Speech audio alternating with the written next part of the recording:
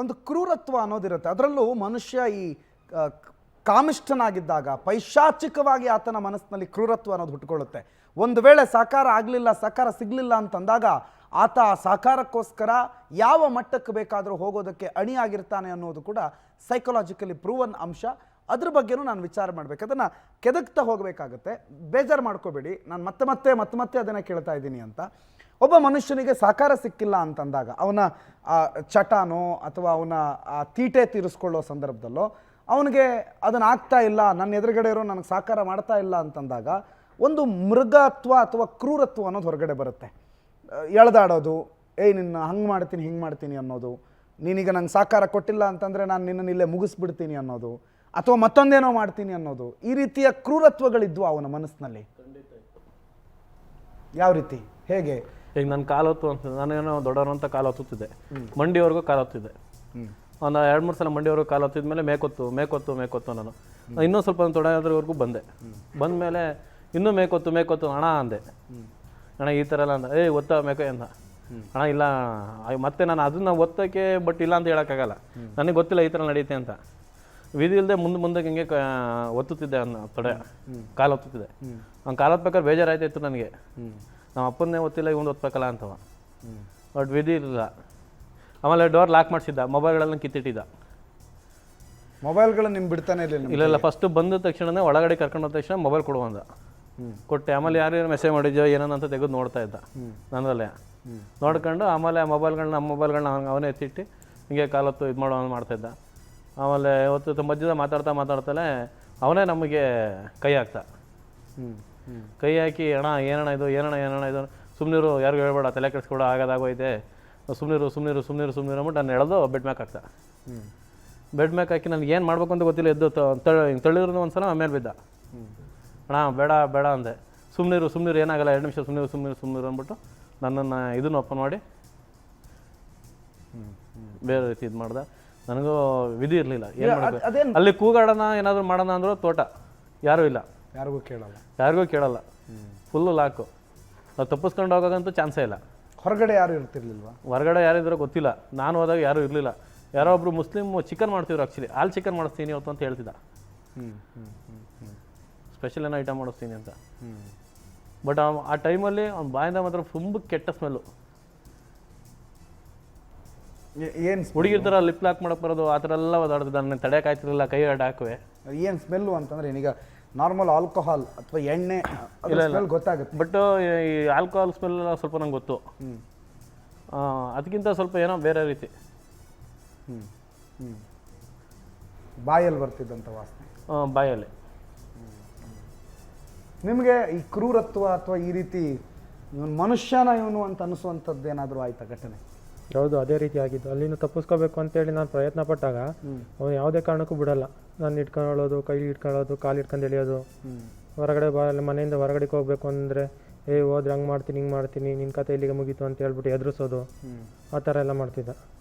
ಈಗ ನಾವು ಅವ್ರಿಗೆ ಹೊಡೆಯೋಕ್ಕಾಗಲ್ಲ, ತಿರುಗಿಸಿ ಬೈಯೋಕ್ಕೂ ಆಗಲ್ಲ, ಇಲ್ಲ ಜೋರ ಫೋರ್ಸ್ಫುಲ್ಲಿ ತಳ್ಳಿ ಏನಾದರೂ ಮಾಡೋಕ್ಕೂ ಆಗಲ್ಲ. ಅದು ನಮಗೆ ಒಂದು ಚೂರು ಭಯನೇ ಇರಲಿಲ್ವ? ಈಗ ಅವ್ರಿಗೆ ಗೊತ್ತಿತ್ತು ನಮ್ಮ ವೀಕ್ನೆಸ್ಸು. ಅವ್ನು ಫಸ್ಟು ನಾವೇನು ಮಾಡೋಣ ಅಂದರೆ ಫಸ್ಟ್ ನಮ್ಮ ಕಾಲಗಳ ಬಗ್ಗೆ ತಿಳ್ಕೊಳ್ಳೋಣ. ನನ್ನ ವಿಚಾರದಲ್ಲಿ ನಡೆದಿದ್ದು ಇವ್ರು ಹೆಂಗೆ ಅಂತ. ವೀಕ್ನೆಸ್. ಆಮೇಲೆ ಫಸ್ಟು ನನ್ನ ಬ್ಯಾಕ್ಗ್ರೌಂಡ್ ಕೇಳ್ಕೊಂಡೆ. ಆಯಿತು ಶಿವು, ನಾನು ಇದೀನಿ, ಎದುರುಬೇಡ, ನಿನಗೆ ಏನೇನು ಮಾಡ್ಬೇಕು ಅಂಥದ್ದು ಬಗ್ಗೆ ಎಲ್ಲ ಮಾಡ್ತೀನಿ, ಬೆಳೆಸ್ತೀನಿ, ಈ ಥರ ಫಸ್ಟ್ ಪುಸ್ಲಾಯಿಸೋದು ಮೈಂಡಲ್ಲಿ. ಆಮೇಲೆ ನಾನು ಅದಕ್ಕೆ ಯಾವುದಕ್ಕೆ ಒಪ್ಪಿ ಇಲ್ಲ, ಬಟ್ ಈ ಥರ ಆಗುತ್ತೆ ನಂಗೆ ಗೊತ್ತಿರಲಿಲ್ಲ. ಅದಾಗಬೇಕಾದ್ರೆ ನಾನೇನಾದರೂ ಹಿಂಗೆ ತಳ್ಳಿದರೆ ಸುಮ್ಮನೆ ಹಾಕೋ, 5 ನಿಮಿಷ ತಡಿ, ಆಯಿತು 5 ನಿಮಿಷ ತಡಿ, ಈ ಥರ ಹಿಂಸೆ ಕೊಡೋಣ. ಬಟ್ ನಾವು ಅವ್ರನ್ನ ತಳ್ಳಿ ಆಗಲಿ ಇದನ್ನು ಮಾಡಲು ಹೋಗೋಕ್ಕಾಗಲ್ಲ.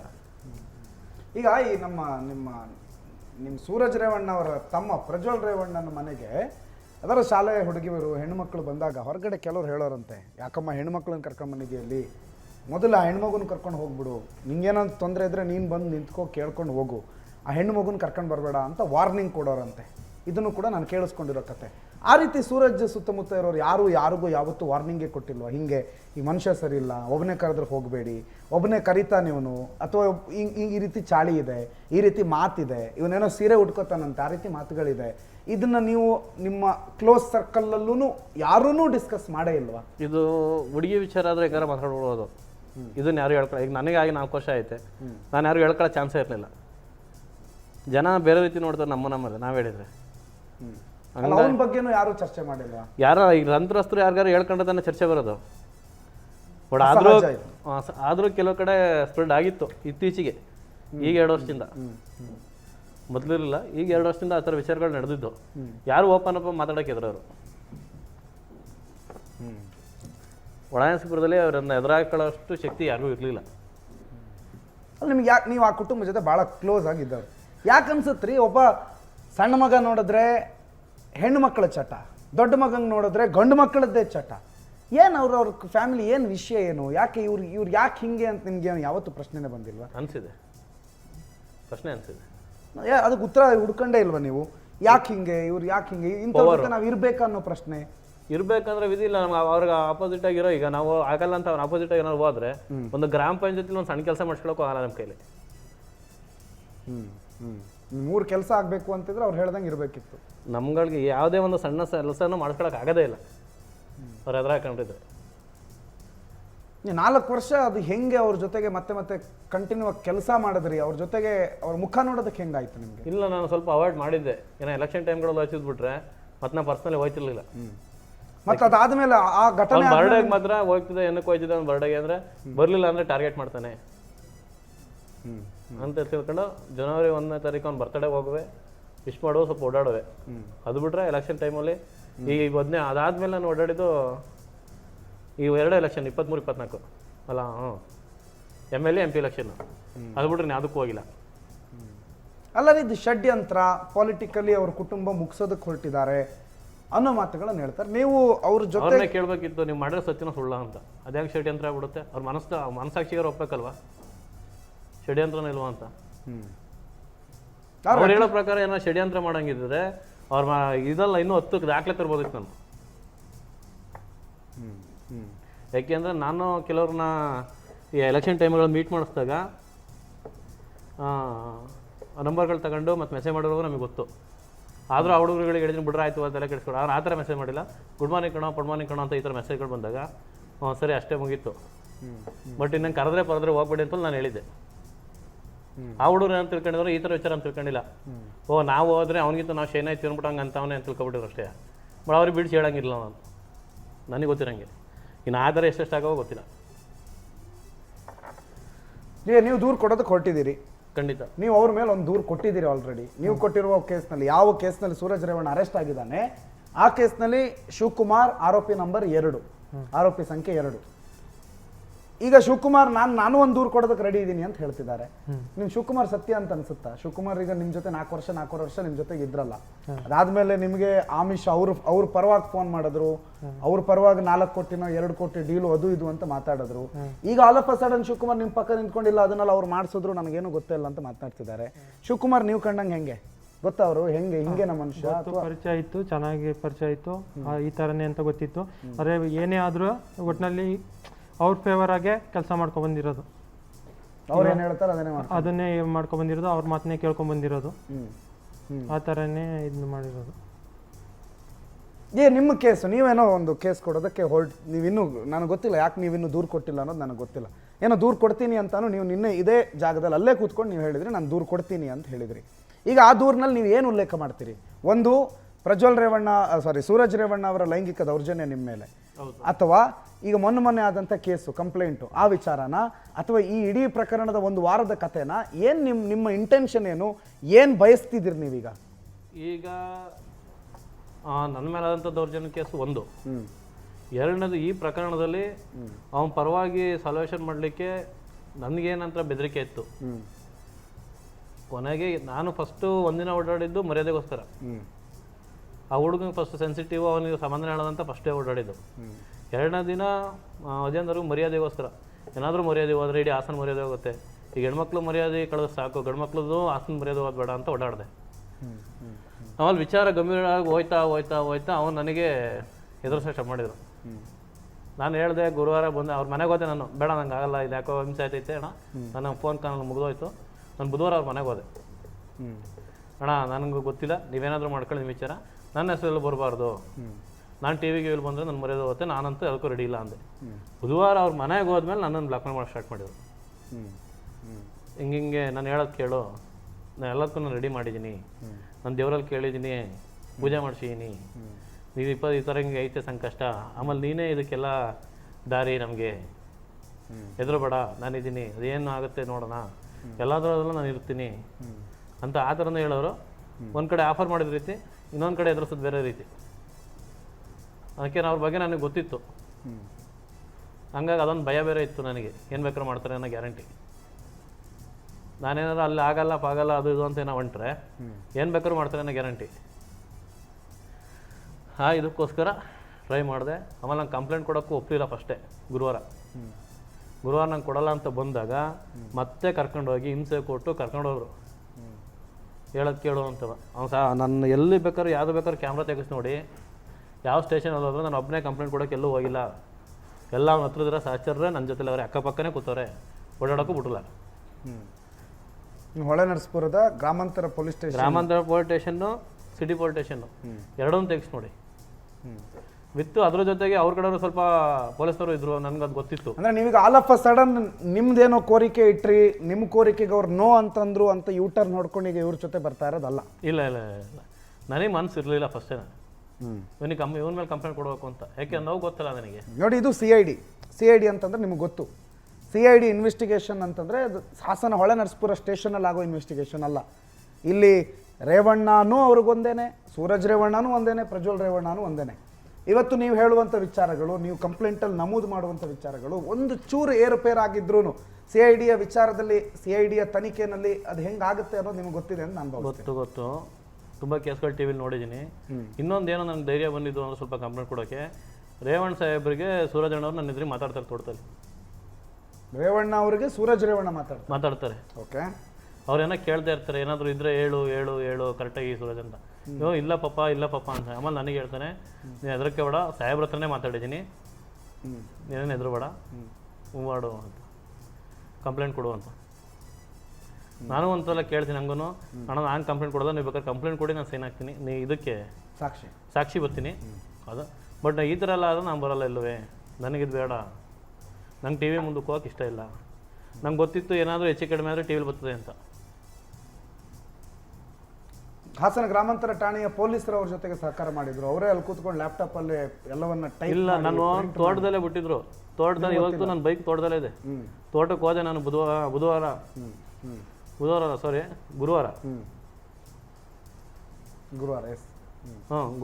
ತೋಟಕ್ಕೆ ಹೋದಾಗ ಬೈಕಲ್ಲೇ ಇದ್ದು. ಮತ್ತೆ ನನ್ನನ್ನು ಬೇರೆ ಕಾರ ಕರೆಸ್ಬಿಟ್ಟು ನನ್ನ ರೋಡಿಗೆ ಬರೋಕೆ ಹೇಳ್ತಾರೆ. ಅದು ಒಂದು ಹುಡುಗನ ಕಳಿಸ್ಕೊಡ್ತಾರೆ ನನ್ನ ಜೊತೆಗೆ ಉದ್ದಕ್ಕೂ. ಅವ್ರು ನನಗೆ ಫೋನೇ ಮಾಡಲ್ಲ ಸೂರಜ್ ಅವರು. ನಾನು ಹೋಗಿ ಫಸ್ಟ್ ಅಣ್ಣ ತೋಟದ ಹತ್ರದಿಂದ ಕಾಲ್ ಮಾಡ್ತೀನಿ. ಕಾಲ್ ಮಾಡಿದಾಗ ಸರಿ ಆಯ್ತು ತಡಿ ಅಂತ ಹೇಳ್ತಾರೆ. ಮತ್ತೆ ಒಳಗಡೆ ಹೋಗಿ ಕುತ್ಕೋತೀನಿ. ಅಷ್ಟೊತ್ತು ಕುತ್ಕೊಂಡ್ಮೇಲೆ ಮತ್ತೆ ಬೇರೆ ಹುಡುಗನ ಕಾಲ್ ಮಾಡಿ ಕನ್ಫರ್ಮ್ ಮಾಡ್ಕೊತಾರೆ ಬಂದವನ ಅಂತ. ಬಂದಮೇಲೆ ಆ ಹುಡುಗನ ಜೊತೆನೇ ಕಳಿಸ್ಕೊಡ್ತಾರೆ ರೋಡಿಗೆ. ಇನ್ನೊಂದು ಕಾರ್ ಬರುತ್ತೆ, ಆ ಕಾರಿಗೆ ಹತ್ತೀನಿ. ಆ ಕಾರಲ್ಲಿ ಮತ್ತೆ ಸ್ಟೇಷನ್ ಹತ್ರ ಕರ್ಕೊಂಡು ಸೀದಾ ಅವನ್ನೆಲ್ಲ ನಿಲ್ಸಲ್ಲ, ಸೀದಾ ಸ್ಟೇಷನ್ ಕರ್ಕೊತಾನೆ. ಸ್ಟೇಷನ್ ಹತ್ರ ಕರ್ಸ್ಕೊಂಡ್ಬಂದಾಗ ಅಲ್ಲಿ ಬಂದಮೇಲೆ ಅವ್ರು ಸೂರಜಣ್ಣವ್ರು ಒಳಗಡೆ ಇರ್ತಾರೆ, ನಾನು ಅಲ್ಲೇ ನಿಂತಿರ್ತೀನಿ, ಮಾತಾಡ್ತೀವಿ. ಆಮೇಲೆ ಅದು ಕೇಸ್ ಆಯ್ತು, ನೀವು ಅಲ್ಲಿಂದ ಓಡ್ ಬಂದ್ರಿ. ಆದರೆ ಶಿವಕುಮಾರ್ ಅವರೇ, ಅದು ಇಲ್ಲ ಗುರುವಾರ ಕೇಸ್ ಮಾಡಲಿಕ್ಕೆ ತುಂಬ ಟ್ರೈ ಮಾಡಿದ್ರು, ಮಧ್ಯರಾತ್ರಿವರೆಗೂ ಆಗಲ್ಲ. ಅವಾಗ ನನ್ನ ಮೊಬೈಲ್ನ ಇಸ್ಕೊಂಡು ನನಗೆ ಒಂದು ಹೊಸ ಮೊಬೈಲ್ ತರಿಸಿ, ನನ್ನ ಮೊಬೈಲ್ ಸ್ವಲ್ಪ ಡಿಸ್ಪ್ಲೇ ಇರುತ್ತೆ, ವರ್ಕ್ ಆಯ್ತಾರಲ್ಲ, ಅವಾಗ ಹೊಸ ಮೊಬೈಲ್ ತರಿಸಿ, ಅವ್ರದ್ದು ಯಾವುದೋ ID ಪ್ರೂಫ್ ನಂದಲ್ಲ ತರಿಸಿ, ನನ್ನ ಸಿಮ್ ಹಾಕ್ಸಿ, ಅವನ್ನ ಅಕ್ಕಪಕ್ಕ ಇರೋಂಥ ಸಚಿನ್, ರಕ್ಷಿತ್ ಇವರೇ ನನ್ನ ಇದರಿಂದ ಎಲ್ಲನೂ FIR ಏನೋ ಇದು ಮಾಡಿದ್ರಲ್ಲ, ಮೊಬೈಲ್ ವಾಟ್ಸಪ್ ಮಾಡ್ತಾರೆ ಎಲ್ಲ DGಗೆ IG ಎಲ್ಲರಿಗೂ. ನಿಮ್ಮ ಮೊಬೈಲಿಂದನೇ ಅದು ವಾಟ್ಸಪ್ ಫಾರ್ವರ್ಡ್ ಆಗುತ್ತೆ. ಈಗ ಇನ್ನೊಂದು ಇವತ್ತು ಬೆಳಗ್ಗಿನಿಂದ ಬರ್ತಾ ಇರುವಂಥ ಮತ್ತೊಂದು ಸುದ್ದಿ ಬಗ್ಗೆ ನಾನು ಮಾತಾಡಬೇಕು. MP ಇಲೆಕ್ಷನ್ನಲ್ಲಿ ಪ್ರಜ್ವಲ್ ರೇವಣ್ಣ ಸೋತ ಮೇಲೆ ಶಿವಕುಮಾರ್ BJP ಜೊತೆ ಗುರುತಿಸ್ಕೊಂಡಿದ್ರು. BJPಯ ಜೊತೆಗೆ ಜಾಸ್ತಿ ಗುರುತಿಸ್ಕೊಂಡಿದ್ದಂಥ ಶಿವಕುಮಾರ್ ಇವತ್ತು ಕಾಣೆಯಾಗಿದ್ದಾರೆ. ಒಂದು MP ಎಲೆಕ್ಷನ್ ಸೋತ ಮೇಲೆ BJP ಆಗಲಿ ಕಾಂಗ್ರೆಸ್ ಜೊತೆ ಆಗಲಿ ಅವ್ರ ಕಡೆ ಒಂದೇ ಒಂದು ನಿಂತಿರೋದು, ಒಂದು ಸಣ್ಣ ಸಾಕ್ಷಿ ಕೊಟ್ಟರೆ ನಾನು ಒಳಸ್ಪುರ ಕಾಲಿಗಲ್ಲ. ಪ್ರೀತಮ್ ಗೌಡ್ರಿಗೂ ನಿಮಗೂ ಸಂಬಂಧನೇ ಇಲ್ಲ. ಪ್ರೀತಮ್ ಗೌಡ್ರಿಗೂ ಸಂಬಂಧನೇ ಇಲ್ಲ. ಒಂದು ಸಲ ಆ್ಯಕ್ಚುಲಿ ಇವನು ಮತ್ತು ಇವನ ಫ್ರೆಂಡ್ ಒಬ್ಬರು ನವೀನ್ ಕರ್ಪೋಳ್ಳಿ ಅಂತಿದ್ದಾರೆ. ಇವರು ಯಾರ್ದೋ ಬರ್ತಡೇ ಬಂದಿದ್ದು, ವಿಜಯೇಂದ್ರ ಅವ್ರ ಬರ್ತಡೇ, ವಿಜಯೇಂದ್ರ ನಾನು ಮನೆ ಹತ್ರ ಫ್ರೀ ಆಗಿದ್ದೆ, ಅವ್ರು ಕಾರಲ್ಲಿ ಓದ್ತಿದ್ರಲ್ಲ ಅಂದ್ಬಿಟ್ಟು ಕರ್ಕೊಂಬಂದರು. ಆ ಟೈಮಲ್ಲಿ ನಾನು ಕೆಲಸ ಬಿಟ್ಟಿದ್ದೆ ಶ್ರೀರಾಮ್. ಮನೆ ಹತ್ರ ಹೆಂಗಿದ್ದೀಯಲ್ಲ ಬಾ ಅಂತ ಹೇಳ್ಬಿಟ್ಟು ಕರ್ಕೊಂಬಂದರು. ಇವ್ರ ಕಡೆ ಫ್ರೆಂಡ್ಸು. ಆವಾಗ ನಾನು ಹೋದಾಗ ಒಂದೆರಡು ಫೋಟೋ ತಗೊಂಡಿದ್ದೆ. ಆ ಫೋಟೋನು ನಾನು ಎಲ್ಲೂ ಅಪ್ಲೋಡ್ ಮಾಡಿರಲಿಲ್ಲ.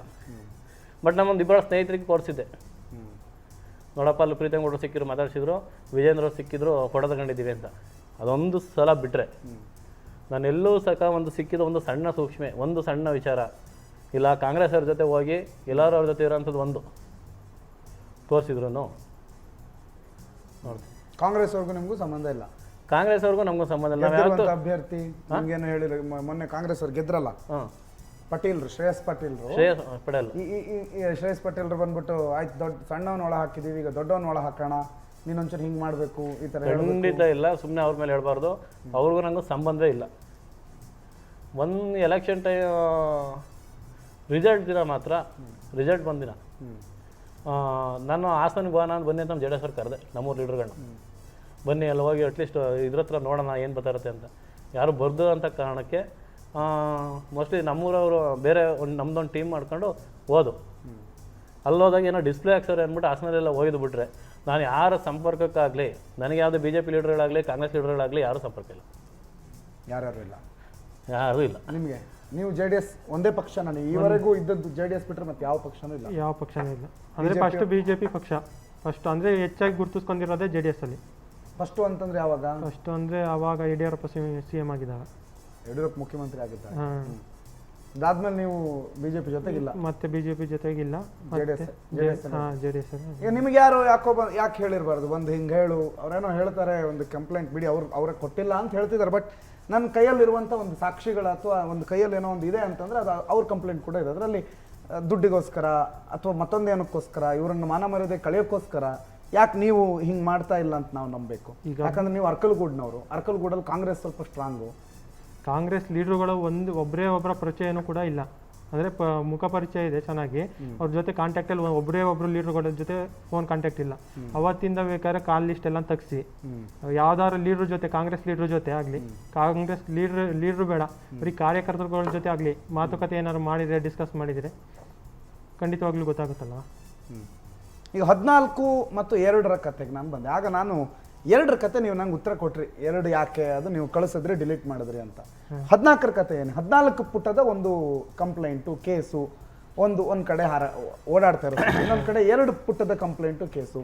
ಇಲ್ಲಿ ನೀವು ಕೊಟ್ಟಿರುವ ದಾಖಲು ಮಾಡಿರುವ ಕಂಪ್ಲೇಂಟ್ ಅಥವಾ ಕೇಸ್ ಎಷ್ಟು ಪುಟದ್ದು? 2 14 ಪುಟದ ಕಂಪ್ಲೇಂಟು. 14 ಪುಟದ ಕಂಪ್ಲೇಂಟ್ ನೀವು ಈಗ ಫೈನಲಿ ಕೊಟ್ಟಿರೋದು, ಈಗ ಅರೆಸ್ಟ್ ಆಗಿರೋ ಕಂಪ್ಲೇಂಟ್ ಅದೇ 14 ಪುಟದ ಕಂಪ್ಲೇಂಟ್. ಈ 2 ಪುಟದ ಕಂಪ್ಲೇಂಟ್ ನೀವು ಅವ್ರಿಗೆ ಮಾತ್ರ ಕಳಿಸಿ? ಅವ್ರಿಗೆ ಮಾತ್ರ. ಅದು ಮನೆಯವರ ಬೆದರಿಕೆನ ಒಡ್ಡಿದಕ್ಕೋಸ್ಕರ ನಾನು ಸ್ವತಃ ಬರೆದು, ಅದು ಸ್ವತಃ ಬರೆದಿದ್ದೆ, ಇದು ಸ್ವತಃ ಬರೆದಿದ್ದೆ. ಅಂದ್ರೆ ಇದು ಕೂತ್ಕೊಂಡು ಡೀಟೇಲ್ಸ್ ಆಗಿ ಪ್ರತಿಯೊಂದು ಯಾವ್ಯಾವ ಕ್ಷಣದಲ್ಲಿ ಏನೇನಾಯ್ತು ಅಂತೇಳಿ ಕಂಪ್ಲೀಟ್ ಸ್ಟೋರಿಯನ್ನ ವಿಸ್ತರಿಸಿ ಬರೆದಿದ್ದೀನಿ. ಕೊಟ್ಟಿರುವ ಕಂಪ್ಲೇಂಟ್ 14 ಪೇಜಿಂದ್ರಲ್ಲಿ. ಅದರಲ್ಲಿ ಅವರು ಏನೇನ್ ಮಾಡಿದ್ರು ಅವತ್ತು ಒನ್ ಡೇನಲ್ಲಿ ನನಗೆ ಯಾವ ರೀತಿ ದೌರ್ಜನ್ಯ ಆಯ್ತು ಅಷ್ಟು ಮಾತ್ರ ಸಿಂಪಲ್ ಆಗಿ ಬರೆದು, ಅದು 2 ಪೇಜು ಅವ್ರಿಗೆ ಮಾತ್ರ ಕಳಿಸಿ. ನಮ್ಮ ಮನೆಯವ್ರ ಮೇಲೆ ಕೊಲೆ ಬೆದರಿಕೆ ಇದ್ರಿಂದ ನಾನು ಸ್ಟೇಷನ್ ಅಲ್ಲಿ ಇದ್ದೀನಿ, ನೀನು ಮಾಡಿದ್ರೆ ಇಲ್ಲಿ ಒಳಗಡೆ ಕಂಪ್ಲೇಂಟ್ ಮಾಡ್ತೀನಿ ಅಂತೇಳಿ ಎದುರಿಸೋಕೋಸ್ಕರ, ಅವ್ರನ್ನೇ ಎದುರಿಸೋಕೋಸ್ಕರ, ಇನ್ನು ನಮ್ಮ ಮನೆಯವ್ರಿಗೆ ಏನಾದ್ರು ಮಾಡ್ಬಿಡೋದು ಎದುರಿಸೋಕೋಸ್ಕರ ನೀವು ಹೇಳ್ಬೋದು, ನಾನು ನಿಮ್ಮ ಕುಟುಂಬವನ್ನು ಉಳಿಸೋಕೋಸ್ಕರ. ಹೌದೌದು. ಅವ್ರು ಅಂದ್ರೆ ಈ ಕಂಪ್ಲೇಂಟ್ ಕೊಡಕ್ ಹೋಯ್ತೀನಿ ಅಂದ್ರೆ ಅಲ್ಲಿ ನಮ್ಮ ಕುಟುಂಬದವ್ರು ಉಳಿತಾರಲ್ಲ, ಅದಕ್ಕೋಸ್ಕರ ನಾನು ಅದಕ್ಕೋಸ್ಕರ ನೀವು ಆ 2 ಪುಟದ ಕಾಪಿ ಅಥವಾ ಕಂಪ್ಲೇಂಟ್. ಅದು ಹಾಗಾದ್ರೆ ನಿಮ್ಮ ಕ್ಲಾರಿಫಿಕೇಶನ್ ನೀವು ಕೊಟ್ಟಿರೋದು 14 ಪುಟಗಳ ಕಂಪ್ಲೇಂಟ್. 14 ಪುಟದ ಕಂಪ್ಲೇಂಟ್ಗೆನೆ ಈಗ FIR ಆಗಿದ್ದು, ಅದರಲ್ಲೇ ಇವಾಗ ಅರೆಸ್ಟ್ ಆಗಿರೋದು. ಹೌದು. ಓಕೆ. ಮಾಧ್ಯಮಗಳಲ್ಲಿ 2, 14 ಅನ್ನೋ ಕನ್ಫ್ಯೂಷನ್ ಇತ್ತು, ಈಗ 14 ಕ್ಲಿಯರ್ ಮಾಡಿದ್ದೀರಿ. ಈಗ ನಿಮ್ಮನ್ನು ಇಲ್ಲಿ ಕೂರಿಸ್ಕೊಂಡಿರೋದು ನಾವು ಯಾವುದೇ ಪಕ್ಷದ್ದೋ ಯಾವುದೋ ಕುಟುಂಬದ್ದೋ ಯಾರದ್ದು ಏಜೆಂಟ್ಗಳಲ್ಲ. ನಮಗೆ ಯಾವ ಸಿಂಗಲ್ ಪಕ್ಷದಲ್ಲೂ ಕೂಡ ನಮಗೆ ಚಿಕ್ಕಪ್ಪ ದೊಡ್ಡಪ್ಪ ಸಂಬಂಧಿಕರು ಯಾರ್ಯಾರು ಇಲ್ಲ. ಯಾರನ್ನ ನೆಲಕ್ಕೆ ಹಾಕಿ ಅಥವಾ ಯಾರನ್ನ ಗಗನಕ್ಕೇರಿಸಿ ನಮಗೇನೂ ಆಗಬೇಕಾಗಿಲ್ಲ. ಅನ್ಯಾಯ ಆಗಿದೆ, ನಮಗೆ ನ್ಯಾಯ ಬೇಕು ಅಂತ ಹೇಳಿ ನೀವು ಕೈ ಚಾಚ್ಕೊಂಡು ಬಂದಿದ್ದೀರಿ. ಅದಕ್ಕೋಸ್ಕರ ನಾವು ನಿಮ್ಮ ಜೊತೆ ಕೂತ್ಕೊಂಡು ಮಾತನಾಡ್ತಾ ಇದ್ದೀವಿ, ನಿಮ್ಮ ಕಥೆಗಳನ್ನು ಕೇಳ್ತಾ ಇದ್ದೀವಿ, ಅದನ್ನು ಕರ್ನಾಟಕಕ್ಕೆ ತಲುಪಿಸೋ ಕೆಲಸ ಮಾತ್ರ ಮಾಡ್ತಾ ಇದ್ದೀವಿ. ನಮಗೆ ಮೊಟ್ಟ ಮೊದಲಿಗಿದ್ದಂಥ ಅನುಮಾನ, ಶಿವಕುಮಾರ್ ಅವರೇ, ನಿಮ್ಮಿಬ್ಬರ ವಿಚಾರದಲ್ಲಿ ಅನುಮಾನ, ನೀವು ಕಂಪ್ಲೇಂಟ್ ಕೊಡ್ತೀರಾ ಅವ್ರ ಹೆಸರಲ್ಲಿರುತ್ತೆ, ಅವ್ರು ಕೊಡೋ ಕಂಪ್ಲೇಂಟ್ ನಿಮ್ಮ ಹೆಸರಿರುತ್ತೆ. ಈಗ ನೀವು ರೊಟ್ಟು ಕೂತಿದ್ದೀರಿ ಅಂತಂದಾಗ ಸಹಜವಾಗಿ ಒಂದು ಅನುಮಾನ, ಕುತೂಹಲ ಬಂದೇ ಬರುತ್ತೆ. ಅದಕ್ಕೆ ಮತ್ತೊಮ್ಮೆ ಕ್ಲಾರಿಫೈ ಮಾಡ್ತಾ ಇದ್ದೀನಿ, ನೀವು ರಾಜಕೀಯ ಪ್ರೇರಿತಾನ ಅಥವಾ ನಿಮ್ಮ ಹಿಂದೆ ಮುಂದೆ ಜನಗಳಿದಾರ ಹಿಂಗೆ ಮಾಡಿ ಅಂತ ಹೇಳಿ ನಿಮ್ಮನ್ನು ರಿಮೋಟ್ ಕಂಟ್ರೋಲ್ ಆಗಿ ಯಾರು ವರ್ಕ್ ಮಾಡ್ತಿದ್ದಾರಾ ಅವರ ಕಂಟ್ರೋಲ್ ಪ್ರಕಾರ ನೀವು ನಡ್ಕೋತಾ ಇದ್ದೀರಾ? ಖಂಡಿತವಾಗಿಯೂ ಇಲ್ಲ. CID ಹೋಗುತ್ತೆ, CID ಮುಂದೆ ಇದೆ ವಿಚಾರನೇ ಯಾರಿಗೂ ಗೊತ್ತಿಲ್ಲ. ಓಕೆ. ಈಗ ನೀವು CID ಮುಂದೆ ಏನೇನು ಇವತ್ತಿನವರೆಗೆ ನೀವು ಪವರ್ ಟಿವಿನಲ್ಲಿ ಏನೇನು ಮಾತಾಡಿದ್ದೀರಿ ಅದೇ ಸತ್ಯ, ಅದನ್ನೇ ಮಾತ್ರ ಹೇಳ್ತೀರಾ ಅಥವಾ ಕಥೆಗಳ ಬದಲಾವಣೆ ಆಗುತ್ತಾ? ಏನಕ್ಕಾಗತ್ತೆ ಇರೋ ಸತ್ಯ ಆದ್ಮೇಲೆ? ಏನು ಚೇಂಜಸ್ ಆಗಲ್ಲ. ಏನು ನಡೆದಿದೆ ಎಲ್ಲ ಸತ್ಯ ಆದ್ಮೇಲೆ ಏನೇನು ಚೇಂಜಸ್ ಆಗುತ್ತೆ? ಓಕೆ, ಏನು ಬದಲಾವಣೆ ಆಗಲ್ಲ. ಏನು ಬದಲಾವಣೆ ಆಗಲ್ಲ, ಏನಿದೆ ಅದೇ ಆಗುತ್ತೆ. ಆಮಿಷ ಮತ್ತೊಂದು ಮಗದೊಂದು ನೀವು ಇನ್ನೂ ದೂರೇ ಕೊಟ್ಟಿಲ್ಲ ಅಂತೀರಿ. ಕೊಡ್ತೀನಿ ಒಂದು ಸ್ವಲ್ಪ ಹೊತ್ತಲ್ಲಿ ನಿಮ್ಗೆ ಗೊತ್ತಲ್ಲ ನಿಮ್ಮ ಅಣ್ಣನವ್ರ ಕಡೆಯವರು ಎಷ್ಟು ಜನ ಇದ್ದಾರೆ, ಹೇಗೆ ನಿಮ್ಮನ್ನ ಟ್ಯಾಕಲ್ ಮಾಡ್ತಾರೆ ಅಂತ ಗೊತ್ತಿರುತ್ತೆ. ಗೊತ್ತು ನನಗೆ. ಬಟ್ ನ್ಯಾಯಾಂಗದ ಮೇಲೆ ನಂಬಿಕೆ ಐತೆ, ಪೊಲೀಸರ ಮೇಲೆ ನಂಬಿಕೆ ಐತೆ. ನಿಮಗೆ ನ್ಯಾಯ ಬೇಕು. ನ್ಯಾಯ ಮಾಡಿರೋರು ಸೂರಜ್ ರೇವಣ್ಣ ಅನ್ನೋದನ್ನ ಒತ್ತೊತ್ತು ಹೇಳ್ತಾ ಇದ್ದೀರಿ. ಖಂಡಿತ ಇವ್ರ ಕುಟುಂಬನೇ ಹೀಗೆ ಅನ್ನೋದನ್ನ ಮತ್ತೆ ಹೇಳ್ತಾ ಇದ್ದೀರಿ. ಹೌದು. ಇವ್ರ ಅಣ್ಣ ತಮ್ಮನೂ ಹೀಗೆ, ಅವ್ರ ಫ್ಯಾಮಿಲಿ ಹೇಗೆ, ಅವ್ರ ಫ್ಯಾಮಿಲಿನೇ ಹಾಗೆ. ನೀವು ಅಷ್ಟು ವರ್ಷಗಳ ಒಡನಾಟದ ಜೊತೆಗಿದ್ದವ್ರು ನೀವು.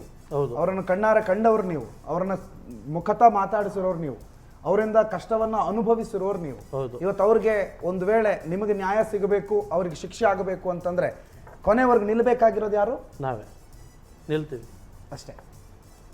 ಕರ್ನಾಟಕದ ಅಥವಾ ದೇಶದ ಅದೆಷ್ಟೋ ಪ್ರಕರಣಗಳು ಮುಚ್ಚೋಗೋದಕ್ಕೆ ಅಥವಾ ನಿಂತು ಹೋಗೋದಕ್ಕೆ ಕಾರಣ ಅವ್ರಿಗೆ ಟೈಮ್ ಸಿಗುತ್ತೆ, ಅವರ ಸಾಕ್ಷಿಗಳನ್ನು ಅಥವಾ ದೂರು ಕೊಟ್ಟವ್ರನ್ನ ಒಂದೇ ಮುಗಿಸ್ತಾರೆ ಅಥವಾ ಅವ್ರನ್ನ ಸೆಟಲ್ ಮಾಡ್ತಾರೆ, ಕೊಂಡ್ಕೊಳ್ತಾರೆ. ಇಂಥದ್ದನ್ನ ಮಾಡ್ತಾರೆ. ಅದು ಭಾರತದ ಇತಿಹಾಸದಲ್ಲಿರುವಂಥ ಹಲವು ಕಹಿ ಸತ್ಯಗಳು. ಹೌದು. ಈ ರೀತಿಯ ಘಟನೆಗಳು ನಿಮ್ಮ ಮುಂದೆ ಬಂದರೆ ಮುಂದೊಂದು ದಿನ ಖಂಡಿತ ಬರೋಕ್ಕೆ ಆಗ್ತಿಲ್ಲ. ನ್ಯಾಯಾಲಯದ ಏನಾಗುತ್ತೆ ಅದೇ ಫೈನಲ್ಲು.